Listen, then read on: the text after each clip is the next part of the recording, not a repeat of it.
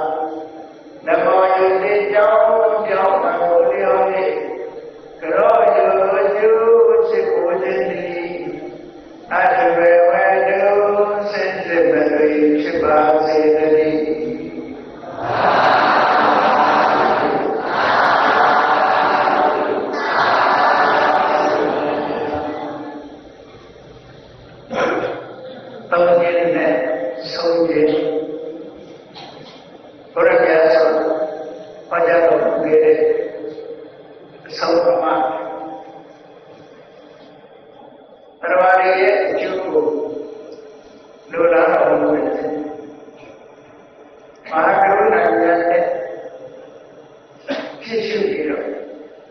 မြတ်မောဘာမှာကြွေးချရရှိကြောင်းသက်ဆောင်ကြတော့တဲ့ဆုံးမတော်မူတဲ့ဘုရားဘာသာဝင်တို့ရဲ့ပန်းတန်ကနိဗ္ဗာန်ဖြစ်တဲ့ကြောင့်ဒီဘဝမှာချမ်းသာဖို့အတွက်ဘယ်လိုလိုက်တာကျင့်လို့ရမလဲဆိုတာကိုမြတ်စွာဘုရားဟောကြားတာဖြစ်ပါတယ်လူတွေရဲ့လေဝေတိုင်းဆရာကမြတ်စွာဘုရားဆုံးမဟောတာကိုပြီးဒီတရားနဲ့ပါချမ်းသာတဲ့လူတွေချမ်းသာတဲ့လူရရှိပြီးဒီဘဝမှာကြောက်ရွံ့ရှင်ရှင်နဲ့သုဘဝဇ္ဇအောင်နေနေတဲ့နေနေတဲ့ဆိုလို့ရှိရင်အဲ့ဒီအတွက်ဖြစ်နိုင်တဲ့အားစတဲ့လူမျိုးစုံကဆုံးမပေါ်တာပြီးရရှိတယ်။ဒါကပိဿာတုံးဆိုမြတ်စွာဘုရားဟောတာရှိတယ်။မြတ်စွာဘုရားဒါကပိဿာဆိုတဲ့လူမျိုးတွေနေထိုင်တဲ့အရာကိုရောက်တဲ့အချိန်မှာဘုရားကိုရှောက်ရတယ်ဒီလိုတော့မှာမိသားစုဘဝနဲ့စီဝါဥစ္စာတိုးတက်ပြီးကြောက်ရွံ့ရှင်ရှင်နေကြပါတယ်။နောက်တော့ဘဝရောက်တဲ့အခါမှာလည်းကောင်းတဲ့လူကိုရောက်ချင်ပါတယ်။အဲဒီလိုဖြစ်စေနိုင်တဲ့သမ္မာဟောတာပညာပေးတော်ပါလို့ဒီလိုလျှောက်တာရှိတယ်နော်အဲဒီလျှောက်တာတဲ့ကိုလည်းရသော်တာသူတို့ရဲ့ဆန္ဒကဒီဘဝမှာလည်းပညာစုဘဝနဲ့ရှိပါဥစ္စာလေးတိုးတက်ပြီးတော့ချမ်းသာတာနေထိုင်ရနေထိုင်ကြောင်းကောင်းတဲ့အကြောင်းတရားတွေထုတ်ပေါ်ကြသေးတယ်ဓမ္မလုံးဘုရားကောင်းတဲ့တတိရောက်ဖို့ဆိုတဲ့အတွက်လည်းပြည့်စုံရတဲ့အချက်အလက်တွေနိုင်နိုင်ကျင့်တော်ရတဲ့အချက်အလက်တွေဆိုပြီးတော့ညွှန်ကြားဆောက်ပါရရှိဒါကြောင့်မြတ်စွာဘုရားရဲ့တရားတော်နိဗ္ဗာန်ကိုလည်းကိုဥတည်ပြီးတော့ဟောတာတော့မဟုတ်ဘူးဒေါသလူသားတွေရဲ့ဆန္ဒအလားကောင်းကျိုးချမ်းသာတွေကိုရရှိနိုင်တဲ့နိလန်းတွေသုံးပါးဟောတာပြီးတော့ဖြစ်တယ်အဲ့လိုပါဘုရားနဲ့တဏှာဘုကလုပ်ပြီးဆင်းရဲဒုက္ခတွေကိုဘဝလက်ချင်တဲ့ကိုကျင့်တာခြင်းဆိုတဲ့ဆင်းရဲဒုက္ခတွေသိခြင်းဆိုတဲ့ဆင်းရဲဒုက္ခတွေနဲ့ဘယ်တော့မှမရင်ဆိုင်ရတဲ့အနေအထားမျိုးကိုရောက်ရှိတယ်။ထာဝရအနေနဲ့ဆိုတဲ့လေ့လာမှုမျိုးကိုပြုချင်တဲ့ဆိုရင်လည်းမြတ်စွာဘုရားကလမ်းညွှန်ပြတာဆိုဆုံးမလို့ပဲ။အဲ့တော့ဘုရားရဲ့တရားတော်ကအဓမ္မတိတိစုံတယ်လို့ပြောရမှာပဲနော်။ဒါကြောင့်မြတ်ဘုရားချမ်းသာရေးကိုလည်းဆုံးမတယ်။နောက်ကဘုရားရှိတဲ့ကမ္ဘာဘဝအတွက်ရသော်ပြဆုံးမဟောတာဒီလေဒါလည်းမဟုတ်ဘူးမြတ်ဘုရားကမ္ဘာဘဝဆိုတဲ့ဘဝကိုဘယ်ဘဝမှာမလို့ခြင်းဘူးတဏှာကိုစေကလွတ်ချင်တယ်ဆိုလို့ရှိရင်လည်းနိဗ္ဗာန်ရောက်တရားကိုရသော်ပြဆုံးမဟောပြပြီးရဖြစ်ဒါတော့ပြည့်စုံတဲ့ဘာသာတရားလောကမှာရှာကြည့်တွေ့တယ်နော်မြတ်ဘုရားသမာဓိကိုလမ်းရောက်ပေးနိုင်တဲ့ဘာသာတရားရှိအောင်ရှိမယ်သို့တော့တကယ်လို့ဝါချမ်းသာဖို့ဆိုတာလမ်းရောက်ပြတာသုံးဆုံးမှနိုင်တဲ့ဘာသာတရားတော့တယ်အလုံးလေးတော့ရသော်ဘာသာတရားတွေဒီလိုရှိရင်ကိုယ်ွယ်ပြီးတော့ဒီလိုရှိရင်အဆုံးဖြတ်တိုင်းလူသားတွေကနောက်ဆုံးမှာထာဝရကောင်းတဲ့ဘုံနဲ့ထာဝရမြဲဘုံနဲ့သွားကြတာကိုယ့်ရဲ့အဆုံးဖြတ်မဟုတ်ဘူးတကယ်ပြောရမယ်ဆိုလို့ရှိရင်ကောင်းတဲ့ဘုံကိုကိုယ်ွယ်တယ်ဆိုတာနတ်ကိုယ်ွယ်ခြင်းပဲဖြစ်တယ်နော်အဲ့ဒီလိုကိုယ်ွယ်မှုတွေဘယ်တော့မှလည်းမမြင်ရတဲ့အတ္တတဘုရှိတဲ့အဆုံးအမကိုဆိုပြီးတော့အဲ့ဒီအဆုံးအမကိုလိုက်တာจิตတော်ရဲ့ကိုယ်အတွက်သိချတဲ့ကိစ္စမဟုတ်ဘူးသို့တော်လည်းလောကမှာလက်ခံယုံကြည်ပြီးတော့နေတဲ့ပုဂ္ဂိုလ်တွေညာရှိတာပေါ့နော်ဒါကနိုင်ရှင်ပြီးတော့ကြည့်လို့ရတဲ့ကြောက်ကြယုံတာမယုံတာသူတို့ရဲ့အလုပ်ပဲနော်အဲ့တော့အသိဉာဏ်ရှိတဲ့ပုဂ္ဂိုလ်ကစဉ်းစားဖို့လိုအပ်တယ်လို့ဒီလိုပြောတယ် ရှိတဲ့ကောင်းကျိုးဆိုးကျိုးခံနိုင်တဲ့စွမ်းအားမိမိတို့တဏ္ဍာမှာသာရှိတယ်အပြင်မှာမရှိဘူးဆိုတာအဗ္ဗဓမ္မထင်ရှားအပြင်ဆိုတာအထောက်အကူလောက်ပဲဖြစ်တယ်ပေါ့ဒီနေ့ဟာမကြည့်တဲ့မိဘတွေကသာသမီကိုပညာတတ်ပြီးဖြစ်စေခြင်းတောင်မှဖြစ်မိဘတွေကဘယ်အတိုင်းတာအထိလုပ်ပေးနိုင်တယ်လဲလို့ဆိုရင်ကျောင်းတော်ကောင်းထားပေးမယ်ဆရာကောင်းကောင်းတတ်ပေးမယ်ကြီးတဲ့ပို့ပြီးတော့မိဘကလုပ်ပေးနိုင်ဆိုတာထင်ရှားတယ်ကိုယ်သားသမီးဘယ်တော့ပဲကြီးပွားစေခြင်းကြီးပွားစေခြင်းမိဘတွေလုပ်ပေးနိုင်တဲ့အတိုင်းတာဟာကန့်သတ်ရှိတယ်ဆိုတာလက်တွေ့အရပြောလို့ရတယ်အဲ့ဒါလိုပဲအကန့်အသတ်နဲ့လုပ်ပေးနိုင်တဲ့အရာကိုယ်ကိုယ်တိုင်ကချိုးသားအထောက်မှုမရှိဘူးဆိုလို့ရှိရင်ပညာတတ်ဖြစ်ဖို့ဆိုတာခဲရည်ပေါ့ဒါကြောင့်သက်တော်ဘုရားဟောတဲ့တရားတွေမှာအမြဲတမ်းအပြင်ဘက်ကအကြောင်းတရားအတွင်းဘက်ကအကြောင်းတရားဒီအကြောင်းတစ်ခုပေါင်းစပ်ပေးထားတယ်အမြဲတမ်းအပြင်အကြောင်းတရားဆိုတာဥပနိဒေယပစ္စည်းပဲဥပနိဒေယဆိုတာအကောင်းတဲ့မိယာတစ်ခုအပညာတတ်ဖြစ်ဖို့ရတယ်ပဲ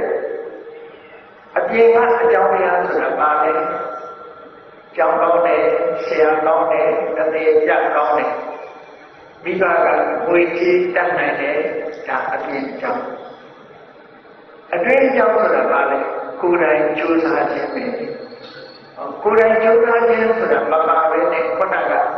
ဘလောက်ပဲကျောင်းကောင်းကောင်းဆရာကောင်းကောင်းမိဘကဝေကြီးဘလောက်ပဲပုံပြီးတော့ပေးနိုင်တကယ်ပညာတတ်ခြင်းဖြစ်လာဖို့ဆိုတာဖြစ်နိုင်တယ်အဲ့ဒါကြောင့်အတွင်းအကြောင်းအပြင်အကြောင်း external condition နဲ့ internal condition လို့ခေါ်တယ်အတွင်းအကြောင်းနဲ့အပြင်အကြောင်းဒီနှစ်ခုပေါင်းစပ်မှရလဒ်တစ်ခုထွက်တာဒီကိစ္စမှာဆိုဒီတိုင်းကြည့်တယ်အဲ့တော့အပြင်တစ်ခုတည်းအားကိုးယူနဲ့မလုံလောက်ဘူးဆိုတာပထမထင်ရှားတယ်ပေါ့အပြင်ကဘလောက်ပဲမှအတွင်းကမကောင်းဘူးဆိုလို့ရှိရင်မလို့မရဘူးဆိုတာလည်းလောကမှာတော့ထင်ရှားတယ်ပေါ့ဒါကြောင့်မလို့မြတ်စွာဘုရားရဲ့အဆုံးအမအတွင်းအကြောင်းကိုလည်းအတိမတ်ပြုတယ်အပြင်အကြောင်းကိုလည်းအတိမတ်ပြုတယ်အပြင်အကြောင်းဆိုတာကိုမှန်ကန်တဲ့နော်ဥပနိဒေယပစ္စည်းလို့ခေါ်တယ်ပြင်ဘက်ကမှန်ကန်တဲ့အကောင်းတဲ့အကြောင်းတရားတွေဆိုလို့သူ့ဘာပဲတစ်ပင်လေးတစ်ပင်ရှင်းတန်ဖို့အတွက်ဆိုလို့အရေးကြီးဆုံးကဘာလဲဆိုရင်နံပါတ်1မျိုးစေ့ကမျိုးစေ့ကရင့်တန်တဲ့မျိုးစေ့ဖြစ်ရမယ်ရင့်တန်တဲ့မျိုးစေ့ဖြစ်ရမယ်မျိုးစေ့ကဘလောက်ကောင်းပြင်ဘက်ကမြေနဲ့ရေနဲ့အကောင်းရှိဖို့လိုသေးတယ်မြေညံ့နဲ့ရေမပေးနိုင်ဘူးဆိုရင်ဒီမျိုးစေ့ရှင်းတန်တဲ့အပြင်မျိုးဖြစ်စေနိုင်မှာမဟုတ်ဘူးဖြစ်လာတော့မှပဲအသီးပွင့်နေတဲ့ဝေးဆောင်မှာမဟုတ်ဘူးအပြင်အကြောင်းအတွင်းအကြောင်းနှစ်ခုပေါင်းမှသာနဲ့ဘယ်အရာမျိုးမှဖြစ်ပြီးကောင်းမြတ်တဲ့သစ္စာတွေကိုရနိုင်တယ်အကျိုးကျေးဇူးတွေကိုရနိုင်တယ်ဆိုတာလောကအရာအတ္တမထင်ရှားတယ်ပေါ့မြတ်စွာဘုရားရဲ့ကိုယ်တော်မြတ်ယုံကြည်မှုနဲ့စဉ်းစားဉာဏ်ကိုအားပေးတယ်နော်စဉ်းစားဉာဏ်ကိုအားပေးစဉ်းစားဉာဏ်မပါတဲ့ယုံကြည်မှုဆို blind faith မျိုးကိုမြတ်စွာဘုရားလုံးဝအားမပေးဘူးဒါကြောင့်ဘုရားရဲ့တရားတော်တွေထဲမှာနိဗ္ဗာန်လမ်းကြောင်းကိုတက်လှမ်းပြီဆိုတာပဲဖြစ်ဖြစ်အခြေခံနောင်ဘဝကောင်းစားဖို့ပဲဖြစ်ဖြစ်နော်ဘာလို့ဥဒ္ဓပေးပြီးတော့ပြထားတော့သမ္မာဒိဋ္ဌိအမှန်အကန်သိကျင်တဲ့ဉာဏ်သမ္မာဒိဋ္ဌိဟာအရေးကြီးဆုံးပဲဒါဟာဉာဏ်ကိုဥဒ္ဓပေးတော့မဂ္ဂင်7ပါးထဲမှာကြည့်ရင်သမ္မာဒိဋ္ဌိမှန်ကန်စွာမြင်ခြင်းအဲ့ဒီမှန်ကန်စွာမြင်ခြင်းကိုပဲအသိဉာဏ်ဆိုတာထင်ရှားအောင်အင်္ဂလိပ်လိုပြန်တဲ့အခါ right understanding လို့ဒီလိုပြန်တာနားလည်ခြင်းပဲမှန်မှန်ကန်ကန်နားလည်ခြင်း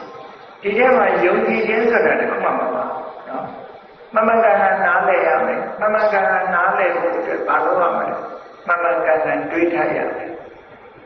မှန်မှန်ကန်ကန်တွေးပြီးတော့မှန်မှန်ကန်ကန်နားလည်ရုံနဲ့မပြီးဘူးကြိုးစားရမယ်သမဝေယမနော်ကြိုးစားတဲ့အခါမှာအရေးကြီးတာကတတိထားရမယ်သမ္မာတတိစိတ်တည်ငြိမ်မှုရှိရမယ်သမ္မာသမာဓိဆိုတာ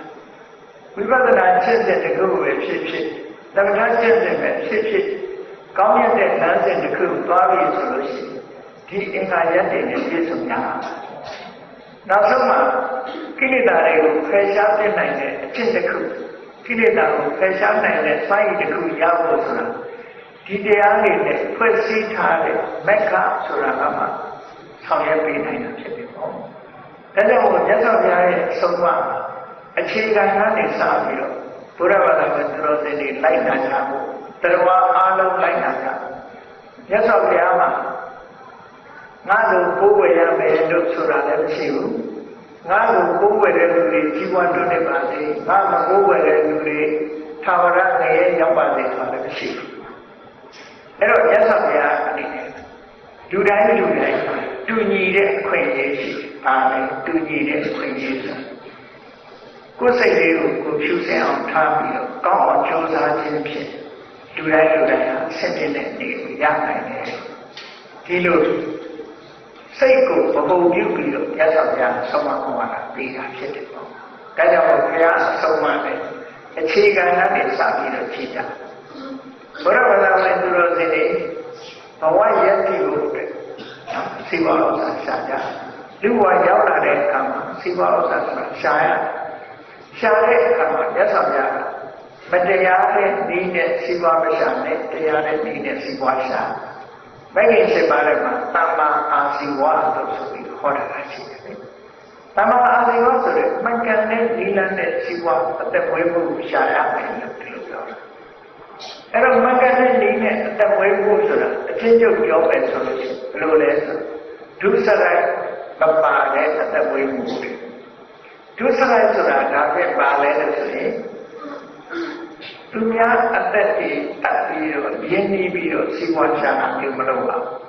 သူများဥစ္စာမတရားယူပြီးတော့စီးပွားရှာတာမျိုးမလုပ်ပါဘူးသူတို့ကတာမယာစော်ကားပြီးတော့စီးပွားရှာတာမျိုးမလုပ်ပါဘူးဟုတ်ကာယလုံးဆိုင်သုံးမျိုးကိုရှောင်တဲ့စီးပွားရေးတွေမလုပ်ဘူးဟောဝစီဒုစရိုက်လေးပါလိမ်ညာပြီးတော့စီးပွားမရှာဘူးခုံးတိုက်ပြီးတော့စီးပွားမရှာဘူးဆဲပြေးတိုင်းထွက်ပြီးတော့စီးပွားမရှာဘူးမဟုတ်တဲ့တရားတွေပြောပြီးတော့စီးပွားမရှာဘူးတဲ့အဲ့ဒါလို့ဒုစရိုက်ကင်းတဲ့စီးပွားရေးကိုသမ္မာအာဇီဝလို့ခေါ်တာပဲဒုစရိုက်နဲ့စီးပွားမရှာလောကလူတွေမှာဒီကိုယ်ကိုယ်လှုပ်ခြင်းနဲ့နှုတ်ကပြောခြင်းတစ်ဖက်သားကိုထိခိုက်တာရှိတယ်မထိခိုက်တာရှိတယ်အဲ့တော့စဉ်းစားကြည့်ဘုရားမြတ်စွာကတိလလို့သတ်မှတ်ထားတဲ့အရာတွေဟာကြည့်သူများကိုထိခိုက်တဲ့ဟာတွေကြည့်ပဲပေါ့နော်အဲ့ဒီမရှောင်ပြင်းသူများကိုထိခိုက်တယ်ဆိုတော့ပါဏာတိပါဒာလို့ပါဏာတိပါဒာဝေရမဏိသိက္ခာပဒသမာဓိယပြီးသူများတဲ့တက်ချက်မှရှောင်ပြင်းပါလေလို့ဒီတိလကိုစောင့်တည်ထားလိုက်ခြင်းအပြင်မိမိအတွက်နဲ့တခြားတ attva တွေသိဆုံးရခြင်းမရှိဘူးလို့ဆိုတဲ့အခါဒီတိလလုံနိုင်လို့ရှိရင်ကိုယ့်ရဲ့ပတ်ဝန်းကျင်ပေါ်မှာကိုယ်ကနှိမ့်ဆက်တာတပ်ဖြတ်တာလို့ဆိုတာကိုမလုပ်တော့ကိုယ်ပတ်ဝန်းကျင်ရင်းနှီးသွားတာပဲပေါ့ကိုယ်လုပ်ရတဲ့ဘယ်သူမှဒုက္ခမပေးဘူးသူများဥစ္စာကိုယ်ချင်းမှမတရားရည်နဲ့မှရှောင်ကျင်တယ်လို့ဆိုသူတော်ကဥစ္စာကိုယူပြီးတော့စိတ်ထဲအောင်လုပ်ခြင်းမှကြောက်ခြင်းတယ်ဟောဆိုလိုတာကတိလဆိုကိုယ့်ရဲ့ပတ်ဝန်းကျင်ကသူတွေအတွက်အကျိုးပြုတဲ့လုပ်ငန်းတစ်ခုပဲကိုယ့်ကိုယ်ကအကျိုးပြုတာမဟုတ်ဘူးလူတယောက်ဟာသူများတဲ့မတတ်ဘူးသူများဥစ္စာလည်းမခိုးဘူးသူတော်ကမိသားစုလည်းမှလည်းနှောက်ယှက်တာမရှိဘူးလိမ်ပြောတာလည်းမလုပ်ဘူးခေါင်းတိုက်တာလည်းမလုပ်ဘူးဆဲရတာလည်းမလုပ်ဘူးမဟုတ်တဲ့တရားတွေပြောတာလည်းမလုပ်ဘူးမကတဲ့စကားကပြောတယ်ဆိုတော့အဲ့ဒါလို့ပြောဆိုဆက်ဆံခြင်းဖြင့်သူ့ကိုအကြောင်းပြုနေလူဖောင်လူလောကအအတွင်းမှာဒုက္ခရောက်တာရှိမှမရှိတော့အဲ့လိုအများကိုအကျိုးပြည့်စေတဲ့အလုပ်တွေကိုရှောင်တာဟာတိလလို့ခေါ်တာပဲပေါ့အဲ့ဒီတိလနဲ့ပြည့်စုံပြီးတော့အသက်မွေးဝမ်းကြောင်းပြုလို့သမ္မာအာဇီဝလို့ခေါ်တာပဲအဲ့တော့ပစ္စည်းတစ်ခုရသော်ပြစီးပွားမရှာရဘူးမဟုတ်ရှာရလူဖြစ်လာတဲ့ချင်းစီးပွားရေးမျက်စိရှိရမယ်လို့ဒီလိုခေါ်တယ်အဲ့ဒီစီးပွားရေးမျက်စိကိုဘာသာရေးမျက်စိသို့ဓမ္မရေးမျက်စိနဲ့ နှစ်ဖက်မြင်အောင်ကြိုးစားဖို့ဆိုပြီးတော့သုတ်တန်တစ်ခုမြတ်စွာဘုရားတယ်လို့ဟောတာစီဝါရေးမျက်စိလည်းရှိရမယ်တရားဓမ္မနဲ့ပတ်သက်တဲ့အမြင်လည်းရှိရမယ်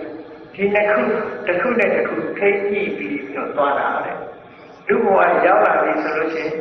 မရသေးတဲ့စိတ်ဥစ္စာကိုရအောင်ရှာတတ်ရမယ်ရပြီးသားစိတ်ဥစ္စာတွေတိုးပွားအောင်လုပ်တတ်ရမယ်ဒါဟာစီဝါရေးမျက်စိလို့ဒီလိုဆိုတာအဲ့ဒီစီဝါရေးမျက်စိအပြင်နောက်ထပ်ရှိရမယ်ဟာပါလဲဆိုအကောင်းနဲ့အဆိုးအကြောင်းနဲ့အကျိုးခွဲခြားပြီးတဲ့လုံးတဲ့နာနဲ့မလုံးတဲ့နာခွဲခြားပြီးတဲ့ကုသိုလ်အကုသိုလ်ခွဲခြားပြီးတဲ့အပြစ်ရှိတာနဲ့အပြစ်ကင်းတာဒီတစ်ခုခွဲခြားပြီးတော့အပြစ်ရှိတာတွေကိုရှောင်တယ်အပြစ်ကင်းတာတွေကိုဆောင်တယ်ဆိုတဲ့အနေအထားဒါကဓမ္မရေးရာပညာမျက်စိကိုခေါ်တယ်လူတယောက်မှာပညာမျက်စိတစ်မျိုးရှိဖို့လိုအပ်တယ်အကယ်၍တစ်မျိုးတည်းသာရှိပြီဆိုရင်ဆိုတော့စိတ်ဝါတော့ရှာတတ်တယ်ဓမ္မကိုချင်းတရားနဲ့ပတ်သက်ပြီးထိနေမှုမရှိဘူးဆိုတဲ့ဒီပုဂ္ဂိုလ်ကတစ်ဖက်မြင်ပုဂ္ဂိုလ်လို့ခေါ်တယ်အဲဒီတစ်ဖက်မြင်ပုဂ္ဂိုလ်ဟာဒီဘဝမှာစိတ်ဝါရှာလို့စိတ်ဝါတက်ကောင်းတက်နေတယ်သို့တော့သူရလာတဲ့စိတ်ဝါဥစ္စာနဲ့ခိုင်မာတဲ့စိတ်ဝါဥစ္စာမဖြစ်တဲ့ပြင်နောက်တရလုံးဘဝအတွက်သူဟာမျောလင့်ချက်ကင်းသွားတဲ့ပုဂ္ဂိုလ်တူဖြစ်တယ်။ဘာဖြစ်လို့လဲဒီဘဝမှာစိတ်ဝါရှာဖို့အတွက်ဖြစ်နိုင်ရင်ဘာတစ်ခုတိုက်တူးဆိုတာလို့မဟုတ်တဲ့အလုပ်တွေနဲ့စိတ်ဝါရှာတဲ့အတွက်ကြောင့်သူ့ရဲ့ဘဝခရီးဟာမဖြောင့်တန်းနိုင်ဘူးလို့ဒီလိုဟောတာနော်ဒါအခြေခံအားဖြင့်ဘုရားဘာသာဝင်သူတော်စင်တွေအနေနဲ့မြတ်စွာဘုရားလူဖြစ်လာလို့ရှိရင်မျက်စိနှလုံးနဲ့ပြည့်စုံတဲ့ပုဂ္ဂိုလ်မျိုးဖြစ်ရဒါမှ ideal person တကယ်ကိုထူးခြားတဲ့လူသားတရားလို့ဒီလိုသတ်မှတ်တာပေါ့မျက်စိတစ်ဖက်တည်းသာရှိမယ်ဆိုရင်ဒုက္ခဖြစ်နိုင်တဲ့လူတယောက်ပဲ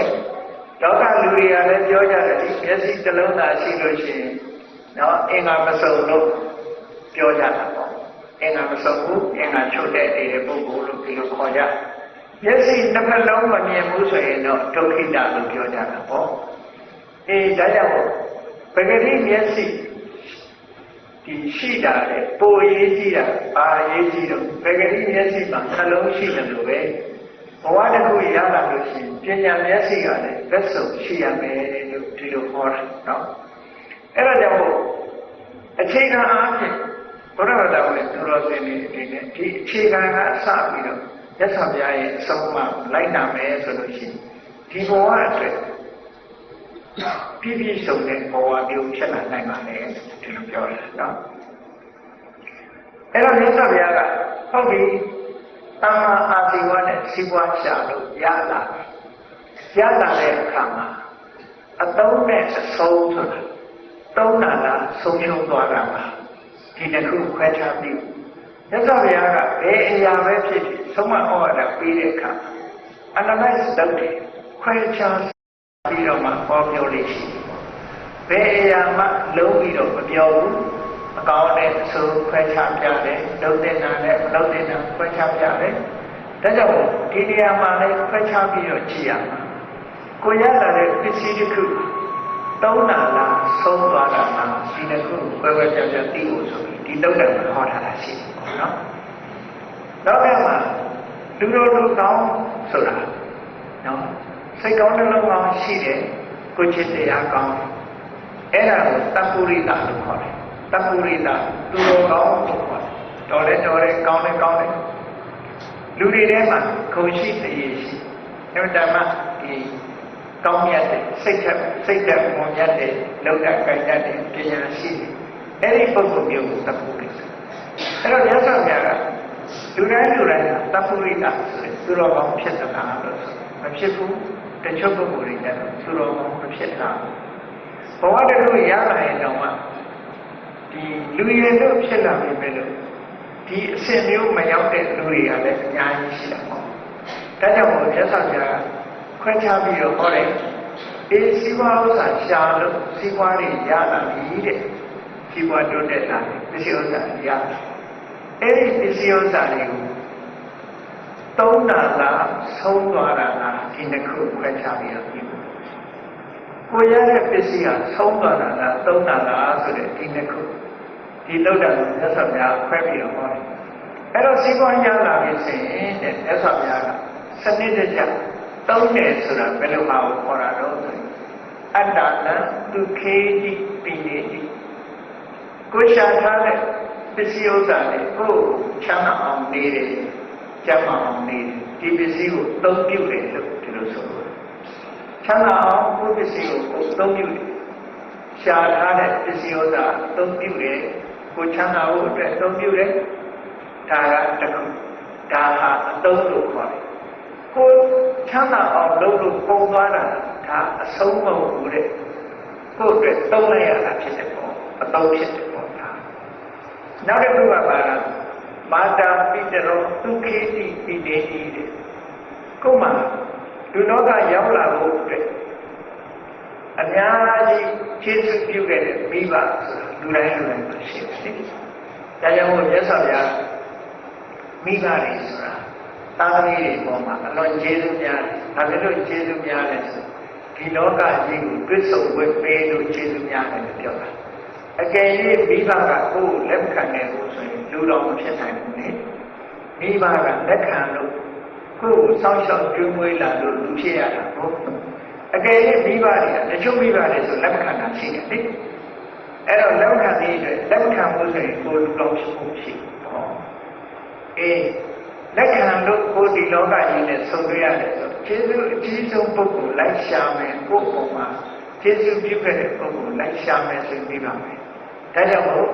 စီးပွားဥစ္စာတိုးတက်လာပြီဆိုလို့ရှိရင်နံပါတ်1ကိုချမ်းသာအောင်နေမယ်ဆိုတဲ့ဒုတိယအနေနဲ့ဘာဖြစ်လဲမာတာပိတရောဒုခေတိပိနေတိမိဘတွေကိုချမ်းသာအောင်ထားဒါကအသုံးလို့ခေါ်တယ်မိဘတွေပေးလို့ကျွေးလို့မွေးလို့ကုန်တာဟာအဆုံးမဟုတ်အရှုံးမဟုတ်အသုံးပဲဖြစ်တယ်ပေါ့ဒီလိုဆိုလို့နောက်တစ်ခါကျတော့ဘာလို့ပုဒ္ဒါဒါရဒါလကမ္မကရောပေါ်ရိတိကမ္မကရပေါ်ရိတိဒုခေတိပိနေတိကိုကျွေးစရာရှိတယ်သားမယားတွေကိုယ့်မှာအလုပ်လုပ်တဲ့လူတွေဘာလို့လုပ်ကြတဲ့ပုဂ္ဂိုလ်တွေဒီပုဂ္ဂိုလ်တွေကိုကျွေးတယ်မွေးတယ်ပေးကမ်းတယ်ထောက်ပံ့တယ်ကူညီတယ်ဒီလိုပေးကမ်းထောက်ပံ့လို့ကူညီသွားတဲ့ကုန်ကြမှုဟာအဆုံးမဟုတ်ဘူးလေအသုံးပဲဖြစ်တယ်ဒီလိုဆိုတာဒါကောင်းသောအသုံးပြုခြင်းပဲ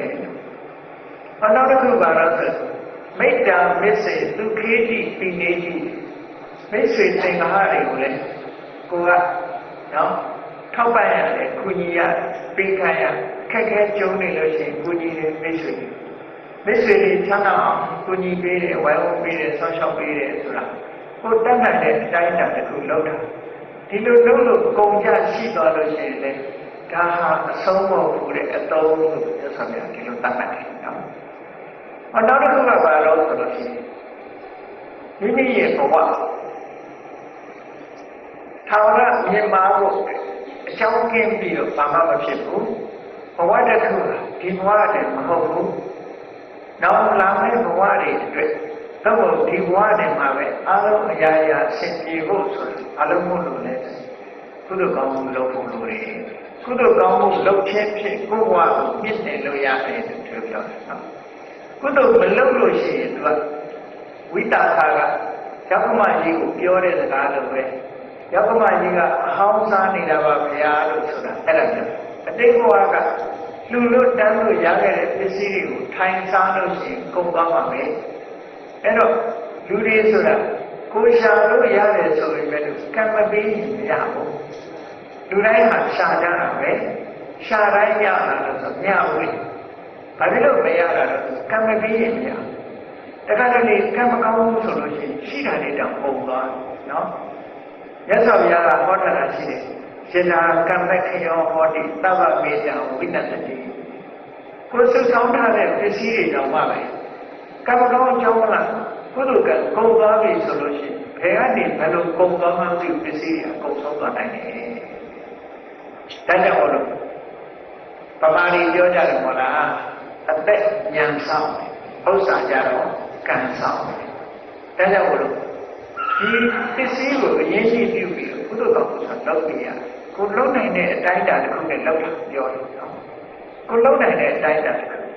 မြတ်စွာဘုရားကကုသိုလ်ကောင်းမှုပြုဖို့ဆိုတဲ့နေရာမှာစီးပွားရေးမြတ်စွာဘုရားရဲ့စီးပွားရေးပညာလို့ပြောချင်ပြောဖို့ဘုရားကကိုယ့်ရဲ့ဝင်ငွေကိုလေးဖို့ပုံနဲ့လိမ္မာပန်းတဲ့ပုဂ္ဂိုလ်ဟာမိသားစုနဲ့နေပြီဆိုရင်ကိုယ့်ရဲ့ဝင်ငွေကိုစိတ်ထဲမှာလေးဖို့ပုံလိုက်ပုံတဲ့အခါမှာတဘိုးကို emergency အနေနဲ့ထားရမယ် deposit လုပ်တာဆိုလို့ emergency ဆိုတာလူတိုင်းမှာဖြစ်တတ်တယ်ဒါဆိုရင်လိုအပ်တာလေခုကြတော့ emergency ဆိုသွားပြီးချိလိုက်တာပြီးတော့ကျွေးနေတယ်လို့ဒုက္ခတွေညောင်းနော်ကိုယ်ကစုဆောင်ဝင်မရှိဘူးမြတ်စွာဘုရားကဒီစုဆောင်ဝင်အနေနဲ့ emergency သုံးဖို့ရတဲ့ဖယ်ထားတဲ့ငွေကတပုတ်ထားရမယ်တဲ့တပုတ်ကဘာလို့ရမလဲနေ့စဉ်သုံးဆွဲတဲ့ထဲမှာသုံးပြီးပါမယ်ကျန်တဲ့နှစ်ပုံတော့ investment နော်လုပ်ငန်းမှာသုံးပြီးပါမယ်အကုန်မလုံးအောင်ဒီလိုဆုံးအဲ့တော့အကုန်မလုံးခြင်းအဖြစ်နှစ်ပုံလုပ်ငန်းမှာယင်းဒီလုံကျောက်တဲ့အခါမှာထိုလုပ်ငန်းမတော်တဆတိတ်သွားသွားလို့ပျက်စီးသွားအောင်တော့မှကိုယ်မှာ emergency ရှိသေးတယ်ထောက်ဖြစ်နိုင်တယ်ပေါ့ဘုရားကဒါစီးပွားရေးအနေနဲ့သင်္ဃာတော်ကတော့ဒီလိုပဲဟောထားတယ်စတုဒ္ဒဝိပဿနာဘောကေပဏိတောကရမောစဉ်းစားဉာဏ်ရှိတဲ့ပုဂ္ဂိုလ်ကအိုးနဲ့အိမ်နဲ့မိသားစုနဲ့နေပြီဆိုလို့ရှိရင်ကိုယ်ပိုင်တဲ့ပစ္စည်းကိုလေးပုံပုံထားတဲ့ဝင်ငွေကိုလေးပုံပုံတဘောကိုစုတော်ထားသိမ်းထားဘေးရန်ရဲ့ကျုံးလာလို့ရှိရင်ထုတ်သုံးနိုင်အောင်စနစ်ဖြစ်အောင်ရန်တဲ့ထားတဘောကိုစားနှစ်ပုံကိုတော့တိုးပွားဖြစ်အောင်လုပ်ဒီလိုဟောတာအဲ့တော့ဒါနဲ့လူရမှာပဲတဲ့လူရမှာတော့ကိုးစားတဲ့တဲ့လူတာကိုးစားတဲ့တဲ့လူတာလူဒါနဒီလိုပြောတယ်အဲ့ဒါလို့လိမ္မာပန်းတ်ဆိုတာဒီပဲဆိုလို့ရှိရင်ဝင်ငွေနေတဲ့ပုဂ္ဂိုလ်မှလည်းမထိခိုက်ဘူးဝင်ငွေများတဲ့ပုဂ္ဂိုလ်မှလည်းမထိခိုက်ဘူးကုသိုလ်ကောင်းမှုလည်းလုပ်ဖြစ်တယ်ဘုရားကနားထောင်ပြီးတော့ဒီအဆုံးအမတိုင်းလိုက်တာကြမယ်ဆိုဘုရားဘာသာဝင်နေတဲ့မှာစီးပွားရေးပြဿနာတို့ဒီငွေကြီးတက်တယ်ဆိုတာမဖြစ်လာနိုင်ဘူးပေါ့ဒီပုံစံတိုင်းနဲ့လိုက်နာမယ်ဆိုလို့ရှိရင်အဲ့ဒါမှကိုရှိတဲ့အတိုင်းအတာတစ်ခုရကြတော့နေနိုင်တာပေါ့ဒါကြောင့်လို့ကုသိုလ်ကောင်းမှုလုပ်တယ်အဲ့ဒီကုသိုလ်ကောင်းမှုလုပ်ခြင်းဟာအသုံးပဲအရှုံးမဟုတ်ဘူးဘယ်ဟာဖြစ်ဖြစ်သုံးလိုက်ရတာသုံးလိုက်လို့ကုန်သွားတယ်လှူလိုက်လို့ကုန်သွားတယ်ဒါတွေကရှုံးမဟုတ်ဘူးအဆုံးမဟုတ်ဘူးအဆုံးမဟုတ်ဘူးလို့ဆိုလိုက်တဲ့ဖြင့်ပြန်ရတယ်ဆိုတဲ့အဓိပ္ပာယ်တစ်ခုရပြန်တယ်နော်ပြန်ရတဲ့အဓိပ္ပာယ်တစ်ခုရမြတ်စွာဘုရားကကုသိုလ်ကောင်းမှုလုပ်တာခုနကကိုယ်တိုင်စားတာသုံးတာဆိုတာကိုယ်ဒီဘဝမှာကိုချတဲ့ဝေကိုသုံးတာမကလည်းချမ်းသာလို့သုံးရမယ်ပတ်စံဆိုတာသိတာမဟုတ်ဘူးသုံးဖို့ဆိုတဲ့အားနဲ့ကိုချမ်းသာအောင်နေတယ်ဆိုတာမကလည်းသုံးတယ်မိဘဘုံမှာချမ်းသာအောင်ထားတယ်မိတ်ဆွေသင်္ဃာတွေချမ်းသာအောင်ထားတယ်မိသားစုချမ်းသာအောင်သုံးတယ်လို့ဆိုတာတွေကယဉ်ကျေးညှို့နှံခြင်းတစ်မျိုးပဲနော်ပါဠိဧတာရဆက်မှာဆိုလို့ရှိရင်အမေလေးတွေကိုကျွေးတာကျွေးဆက်တာနဲ့တူတူပဲသာသမီတွေကိုကျွေးတာကြတော့ကျွေးဟောင်းချတာနဲ့ကျွေးသစ်ချတာနဲ့တူတူပဲနော်မိဘကိုဆက်တာကြမိဘကိုကျွေးတာကြတော့ကျွေးဟောင်းကိုဆက်တယ်ကျွေးဟောင်းကိုဆက်တယ်သာသမီတွေကျွေးတာကြတော့ကျွေးသစ်ပေးတယ်ပေါ့ကျွေးပေးတယ်ပေါ့ကုသိုလ်ကောင်းမှုပြုတာကြတော့ရွှေအုံးမြုပ်တယ်လို့ဒီလိုခေါ်တယ်အဲဒီစံပြောရွှေအုံးမြုပ်တယ်ရွှေအုံးမြုပ်တယ်ဆိုတာရှေးကအသုံးကိုပြောပြတယ်ရှေးတော့ကတော့ရွှေငွေပစ္စည်းဥစ္စာတွေကိုရည်ကြီးတဲ့မှာပဲပြုတ်နေရှိဒါရှေးတော့ကသိမ်းတာကအဲ့ဒီနေနဲ့သိမ်းတာဒါကြောင့်မလို့ရှေးအောင်ပစ္စည်းတွေတူးဖော်လို့တွေ့နေတာအဲ့ဒါရှေးတော့ကသိမ်းစီမှုကအဲ့လိုပြုတ်နိုင်ကြတာကြားတယ်အဲ့လိုမြုပ်နှံထားတဲ့အခါနဲ့ပတ်သက်ပြီးမြတ်စွာဘုရားဟောတာမြတ်စွာဘုရားဟောတာအကုသိုလ်ဝင်လာပြီးကုသိုလ်ကံဒီကုန်သွားပြီဆိုလို့ရှိရင်အကုန်လုံးပြည့်စည်သွားနိုင်နေတယ်တဲ့ဒါကြောင့်ကုသိုလ်ကောင်းမှုဆိုတာလုံးရတယ်ကုသိုလ်ကောင်းမှုလုံးလို့ဖြစ်စေကိုယ်ကိုယ်တိုင်သုံးလို့ သုံးနေတာသုံးလို့မိဘတွေကိုထောက်ပံ့လို့မိသားစုတွေကိုထောက်ပံ့ခြင်းလို့ဆွေမျိုးသားချင်းတွေထောက်ပံ့လို့ကိုယ်သွားတဲ့အကောင်ကအဆုံးမဟုတ်တဲ့ကိုယ်မှပြန်ရနေတာရှိတယ်ပေါ့။အားရရတော့မိဘတွေရဲ့မေတ္တာရတယ်။မိဘကျွေးမွေးတဲ့တန်ကြီးမိဘမေတ္တာရတယ်။မိဘဆိုတာကိုယ်သားသမီးကိုချစ်တယ်။သို့တော့ပို့ပြီးတော့သားသမီးကဒီလိုဆိုင်တဲ့အဲ့ဒီသားသမီးကိုမိဘတွေကဆူတောင်းလို့မပြီးတော့နော်ပို့ပြီးတော့မေတ္တာစေတနာတွေရောက်တယ်ပေါ့။ဒါကြောင့်မို့လို့ဒါကဆုံးသွားတဲ့ပစ္စည်းတစ်ခုမဟုတ်ဘူးမိဘစီကကိုကျွေးလိုက်တော့ကိုယ်စီမှာမေတ္တာနဲ့ရတာမယာကျွေးမွေးတဲ့ပစ္စည်းကလည်းတာမယာစီကကိုယ်စီမေတ္တာနဲ့ရမိတ်ဆွေသင်္ကားတွေကိုပေးကမ်းတာလည်းပဲကိုကမိတ်ဆွေသင်္ကားတွေစီကမေတ္တာနဲ့ပြန်ရဒါဒီဘဝမှာရတာတွေကိုပြောတာနော်ဒါကြောင့်မို့လို့အဆုံးမဟုတ်ဘူးတဲ့ဒါတွေကအသုံးတွေဒါဖြင့်ပစ္စည်းဥစ္စာကိုကိုယ်တိုင်လည်းမသုံးဘူးရတဲ့ပစ္စည်းတွေနော်သုသောင်းထားတယ်ကိုကိုယ်တိုင်လည်းမသုံးဘူးဆင်းရဲရဲနေတယ်ချိုးချံပြီးတော့ပစ္စည်းကိုမသုံးပဲနဲ့နှမျောတွန့်တူပြီးသိမ်းထားတယ်မိဘတွေကိုလည်းမပေးဘူးမိသားစုကိုလည်းမကြွေးဘူးမိတ်ဆွေတွေငါးတွေကိုလည်းမကူညီဘူးကုသိုလ်ကောင်းမှုနဲ့မပြုဘူးလို့ဆိုလို့ရှိရင်ဒီပစ္စည်းကမဖြစ်နိုင်ပဲဒီပစ္စည်းကရေမီးမင်းခိုးသူမဖြစ်မနဲ့တော့ဝေကံသားဆုံးသမီးဆုံးဆိုတာဒီနဲ့ပတ်သက်နေတယ်နော်အဲ့တော့အဖြစ်ရည်နဲ့တွေးလို့ရှိရင်လည်းပစ္စည်းဥစ္စာတွေကပါသွားပြန်အဖြစ်မီးနဲ့တွေးတယ်ဆိုရင်လည်းမီးထဲမှာပါသွားနိုင်တယ်မင်းဆိုးရာသာတွေကသိယူသွားလို့ရှိရင်လည်းပါသွားနိုင်တယ်တခိုးတည်းများတွေကခိုးယူသွားလို့ရှိရင်လည်းပါသွားတယ်အဲ့ဒီအန္တရာယ်တွေကင်းနေပဲလို့ကိုယ်အိမ်မှာတခါတည်းကျတော့ဝိရစေဝါဆွဲနေတဲ့သာသမီဆိုဖြစ်လာတတ်တယ်ဖြစ်လာတယ်လို့ရှိရင်ကိုယ်ဘယ်လိုသိမ့်သိမ့်သာသမီကဖြုံးသွားတတ်တယ်အဲ့ဒီရှိကိုအဲ့ဒီဟာတွေကျတော့အရှုံးလို့ခေါ်တယ်အရှုံးလို့ခေါ်တယ်ဒီထဲမှာပါသွားရင်အရှုံးပဲအသုံးမဟုတ်ဘူးမိထဲပါသွားရင်အရှုံးပဲအသိခံရရတယ်အရှုံးပဲလူရဲ့ခံရရတယ်အရှုံးပဲသာသမီကနေဖြုံးသွားတယ်အရှုံးပဲတောင်းပြောတာနော်ရသော်များကဒီတော့တယ်မှာအဲ့ဒါလိုခေါ်ထားတာနော်အဲ့တော့အသုံးနဲ့အရှုံးဒီနှစ်ခုဟာခေါင်းကသုံးလို့ကုန်တာဟာအရှုံးမဟုတ်ဘူးဒီဆုံးတာမဟုတ်ဘူးဆုံးခုလို့ပျက်စီးသွားလို့ကုန်ဆုံးတာကြတော့ဒါအဆုံးသက်တဲ့ဘာတစ်ခုမှပြန်ရနိုင်တဲ့အရာမဟုတ်ဘူးအဲ့တော့ပစ္စည်းရေးနဲ့ပတ်သက်လာတဲ့အခါကျမြတ်စွာဘုရားတရားသဖြင့်ရှာရလာတဲ့ပစ္စည်းကိုမှန်မှန်ကန်ကန်သုံးအဲ့ဒီမှာမသုံးမဲထားလို့ရှိရင်ဉာဏ်မျိုး၅ပါးထဲမှာပါသွားမယ်ဒီလိုဆိုတာပေါ့နော်အဲ့ဒါကြောင့်မလို့ကုသိုလ်ကောင်းမှုဆိုတာတော့လေဒါဘယ်လိုကိုအကြောင်းပြုဟောတယ်လို့မြတ်စွာဘုရားဒီဟာနဲ့ပတ်သက်ပြီးတော့သုတ်တန်နှစ်ခုဆက်ပြီးတော့ဟောတာရှိတယ်။သာဝတိပြည်ကသာသမီပထုံးကားတဲ့အမြဲတမ်းချမ်းသာတဲ့ခင်းကြီးရဲ့အကြောင်းနဲ့ပတ်သက်ပြီးဟောတာ။အဲဒီကသုတ်တန်နှစ်ခုရှိတယ်။အမြဲတမ်းချမ်းသာတဲ့ဘယ်လိုဆက်ဆက်ပြီးလဲလို့ဆိုအဲ့ဒီတထေကြီးဟာသာသမီပထုံးကားတော့ရှိသမျှပစ္စည်းတွေအမြဲတမ်းချမ်းသာကြွယ်ဝတယ်ချမ်းသာကြွယ်ဝတဲ့ပစ္စည်းတွေထားခဲ့ပြီးဒီတထေကြီးကံကုန်သွားတဲ့အခါကျဒီပစ္စည်းတွေဘယင်ကသိမ်းရတယ်သူတို့ရှိရဥပဒေကြီးရအငွေကအငွေစားမရှိဘူးဆိုရင်ဒီပစ္စည်းတွေကိုဘယင်ကနေသိမ်းတယ်အဲ့တော့သောတလမင်းကြီးကဒီကိစ္စရှိတော့သူကိုယ်တိုင်စီမံခန့်ခွဲပြီးတော့ကံကုန်သွားတဲ့တထေကြီးအိမ်ကပစ္စည်းမှန်တာတွေကို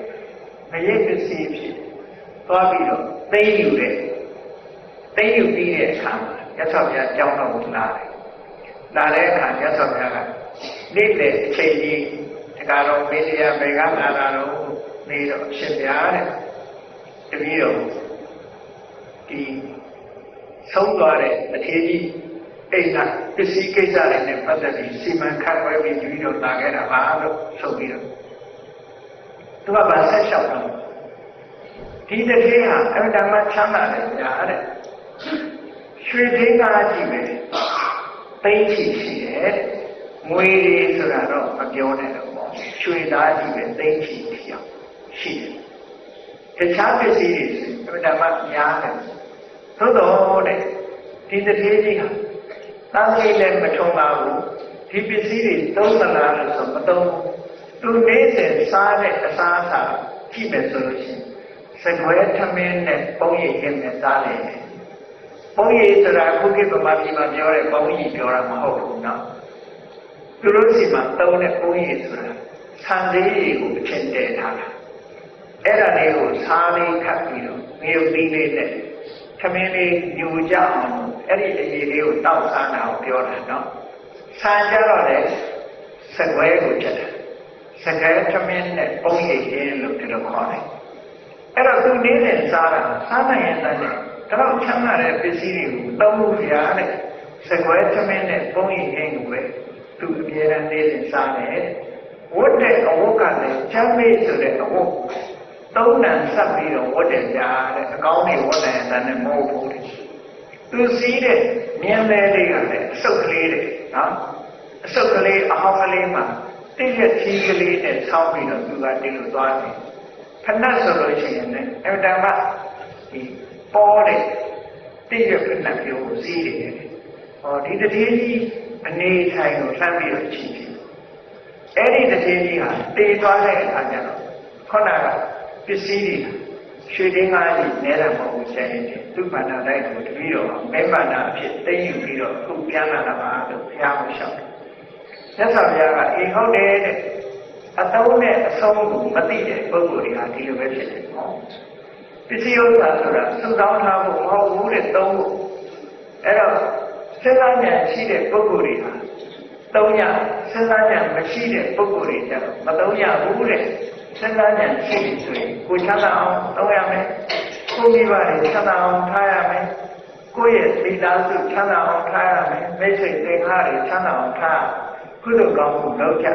အဲ့ဒါတကယ်အသုံးပဲဖြစ်တယ်ကိုယ်ရင်ကိုယ်သွားပါစေသုံးလို့ကုန်တာတိတ်ပဲရှိတယ်အဲ့ဒီလိုမဟုတ်ပဲနဲ့မင်းတို့ရာဇာရဲ့သိက္ခာနဲ့မိလောက်ရပါသွားတယ်ဒီပြောရပါသွားတယ်တခုတည်းကလူရဲ့လူပါသွားတယ်နောက်ဆုံးမှဝေခံသားစုသမီးတို့တွေကသုံးလို့ဖြုံးလို့ပုံသွားတယ်ဆိုတာတွေကြတော့ဒါတွေကတက်တက်အဆုံးနေတာဖြစ်တယ်ကုန်သွားတဲ့ညဘာမှရတဲ့ညတွေပေါ့တော့ရသော်ဗျာအဲ့ဒီတထေးကြီးနဲ့ပတ်သက်ပြီးဒါဟောရတဲ့ကဥပမာတစ်ခုပေးတယ်အေးအခုလို့တွတ်တူစိတ်ရှိတဲ့ပစ္စည်းဥစ္စာနဲ့ပတ်သက်ပြီးရှာတော့ရှာတယ်ရတော့ရတယ်စနစ်တကျမသုံးတတ်တဲ့ပုဂ္ဂိုလ်တွေဟာဘာနဲ့ဥပမာတူလို့ဆိုလို့ရှိရင်လက်ခိုက်ဘနူးဆောင်တဲ့ရေကန်နဲ့အလားတူတူတယ်ရေကန်ထဲမှာအမှန်မှကောင်းတဲ့ရေချိုရေအေးရှိပါလေတဲ့အဲ့ဒီရေကန်ကိုစောင့်နေတဲ့ဘလူးကြောက်လို့ဒီရေဟာဘယ်မှမသုံးကြရအောင်ရေကိုသုံးလို့ရှိရင်ဘလူးရဲ့ဖန်ဆာမှုကိုခံရတယ်ဒါကြောင့်မို့လို့ဒီရေချိုရေအေးတွေကကန်ထဲမှာရှိတဲ့ရေချိုရေအေးတွေဟာအလဟတပဲတဖြည်းဖြည်းခန့်သွားရုံပဲရှိတယ်ဘယ်သူမှလည်းမသုံးရဘူးတဲ့သူမိုက်ရဲ့လက်ထဲမှာရှိတဲ့ပစ္စည်းဥစ္စာတွေလည်းဘယ်သူမှမသုံးရဘဲနဲ့နောက်ဆုံးဘင်းလက်ထဲရောက်တာပဲဒီသုဒ္ဓံကဒီလိုခေါ်တာနော်အဲ့ဒီမှာမြတ်စွာဘုရားဒီတတိယကြီးအကြောင်းဒုတိယသုဒ္ဓံမှာကျတော့ဘာဟောတော့ဒီတတိယကြီးကဒီလောက်ချမ်းသာတာဘာကြောင့်ချမ်းသာပြီးတော့ဒီပစ္စည်းတွေကိုသူသုံးမသွားရတာဘာကြောင့်သုံးမသွားရဆိုတာကိုမြတ်စွာဘုရားဆက်ပြီးတော့ဟောထားတာရှိတယ်ဒီတတိယကြီးကတထေးဘဝကိုခုနှစ်ဘဝဖြစ်တယ်အမှန်မှချမ်းသာတထေးဆိုတာနော်အစဉ်လာကပစ္စည်းဥစ္စာတွေရထားတဲ့ပုဂ္ဂိုလ်သူကိုယ်တိုင်လည်းရှာတာပါတယ်မိဘဘဝစီကလက်ထက်ကရတဲ့ပစ္စည်းတွေပါတော့သူကခုနှစ်ဘဝတည်းတထေးတွေကြီးပဲဖြစ်တယ်ဖြစ်တဲ့မြတ်လည်းသူတာသမီမထွန်ကားဘူးသူရှိတဲ့ပစ္စည်းတွေအားလုံးဘုရင်ရဲ့အသိကိုခံရတယ်။ဘာဖြစ်လို့ချမ်းသာတာတော့သူတခုသောဘဝမှာတက္ကရာတိခိဆိုတဲ့ပစ္စည်းကဘုရားရှင်မြတ်ဆောင်းနာဝင်လာတဲ့အခါသူကဘုရင်နန်းတော်အသွား ပိစိကဗုဒ္ဓသူ့အိမ်သားအကြောင်းအဲ့ဒီမှာဆုံတွေ့တဲ့အခါကျတော့အရှင်ဘုရားဆွမ်းရမလားလို့ဆိုဟိုကဆုံးခံနေတော့ပါပဲလို့ပြောတော့တပိတ်ကိုကြည့်လိုက်တော့ဆွမ်းမရသေးဘူးအဲ့ဒီမှာသူတရားစိတ်ကလေးဖြစ်သွားတယ်သူ့အိမ်ကိုလှမ်းပြီးတော့ပြောလိုက်တယ်မှားလိုက်တယ်ဟောဒီပိစိကဗုဒ္ဓဒီယဟန်ကိုဆောင်းလောက်လိုက်ကြပါဆိုပြီးတော့သူကတော့ဘယင်းနန်းတော်ထွက်သွားတယ်ဟောအိမ်မှာရှိတဲ့တထေးတော်ကြီးကတော်တော်မှစိတ်စေတနာကောင်းတယ်။အော်ဒီလူကြီးနှမျောတဲ့လူရဲ့ပါဇက်ကတစ်ခါမှဒီလိုလှူလိုက်ပါဆိုတဲ့စကားတစ်ခါမှမကြားဘူး။ဝတ္တအာရကောင်းမေးဆိုတဲ့ဆန်းနေတဲ့ချက်နော်ကောင်းမေးဆိုတဲ့ဟင်းလျာလေးနဲ့ပြည့်ပြည့်စုံစုံလုပ်ပြီးတော့ပိစိကဗုဒ္ဓကိုတေယုတတိတပိတ်ထဲမှာဆောင်းလောင်းထည့်တယ်တဲ့။အဲ့တော့ပိစိကဗုဒ္ဓကတပိတ်ထဲရတဲ့ဆွမ်းကလေးကိုယူပြီးတော့အိမ်ပေါ်ကဆက်ပြီးပြန်ကြွတဲ့အခါတထေးကြီးပြန်လာတာနဲ့ဆုံပြီးတော့ဆုံညပြန်တာဆုံတဲ့အခါမှာရှင်ဘုရားတပည့်တော်တို့အိမ်ကဆွမ်းရခဲ့လားလို့ဆိုပိစိကဗုဒ္ဓရခဲ့ပါလေဆိုပြသမှာလို့ဆိုကြည့်လိုက်တဲ့အခါမှာစေရနာကဘာဖြစ်သွားတော့ဆိုဩဒါအလုံသမားတွေကျွေးပြီးခိုင်းရရင်ကောင်းပါလားနော်ဒါတော့ကောင်းတဲ့ဆွမ်းနေခင်းနေအလုံသမားတွေခိုင်းပြီးတော့ကိုယ်ပါတိုင်းခိုင်းရရင်ကောင်းမှာပဲလို့စိတ်ထဲမှာဖြစ်သွားတယ်သူစေရနာသူမထိန်နိုင်ဖြစ်သွားအဲ့ဒါလို့လူလုံးကတော့ဝတ္တအာရလူခိုင်းလိုက်တာပဲအဲ့ဒီဆုံးလူထားပြီးလူတဲ့ဆောင်းလို့ဝတ္တမှုမဖြစ်တော့ဘဲနဲ့ခုနကအလုံသမားတွေကျွေးလိုက်တာကြီးတယ်ပို့ပြီးတော့အလုပ်လုပ်ဖို့ပဲသူတို့ကျွေးပြီးခိုင်းရရင်ကောင်းမှာပဲစိတ်ဖြစ်သွားတယ်အဲ့ဒါကြောင့်မလို့ပိစိကဗုဒ္ဓကိုဆွမ်းလုပ်ခဲ့တဲ့အတွက်ကြောင့်လည်းခုနကတတိယကြီးဖြစ်တယ်လား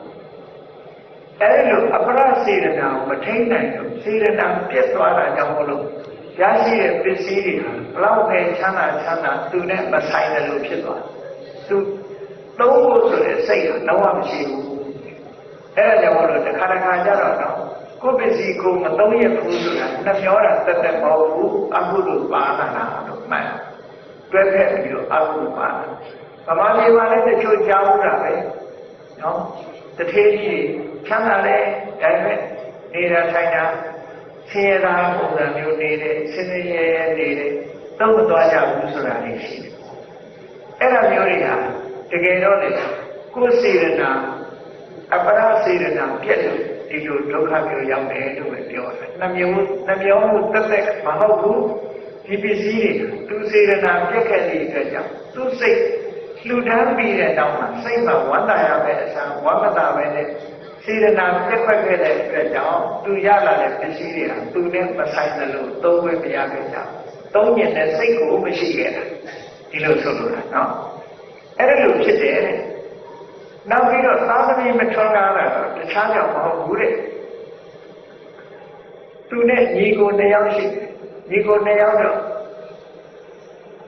တစ်ယောက်ကဆုံးမသွားတယ်သို့သောတားကလေးတစ်ယောက်ကျန်နေတယ်အဲ့ဒီမှာအမွေပစ္စည်းတွေသူ့စီကြီးပဲရတယ်သို့သောဒီတားကလေးပါလာတဲ့အတွက်ကြောင့်သူနဲ့ညီကိုတော်တဲ့ပုဂ္ဂိုလ်ရဲ့တားဖြစ်လို့ဒီကလေးကိုအမွေခွဲပေးရထုံတန်းစင်လာတာအဲ့ဒီသူနဲ့ညီကိုအရင်ခေါက်ရဲ့တားလေးကကြံ့ရင်တော့သူ့ကိုအမွေခွဲပေးရမှစိုးတော့မလုပ်လို့ဆိုရင်တစ်စိတ်တော်လဲခေါ်ပြီးတော့ကတ်ဖြောက်လိုက်တယ်ပေါ့တတ်လိုက်တယ်သူလုံးကိုဖြည့်နော်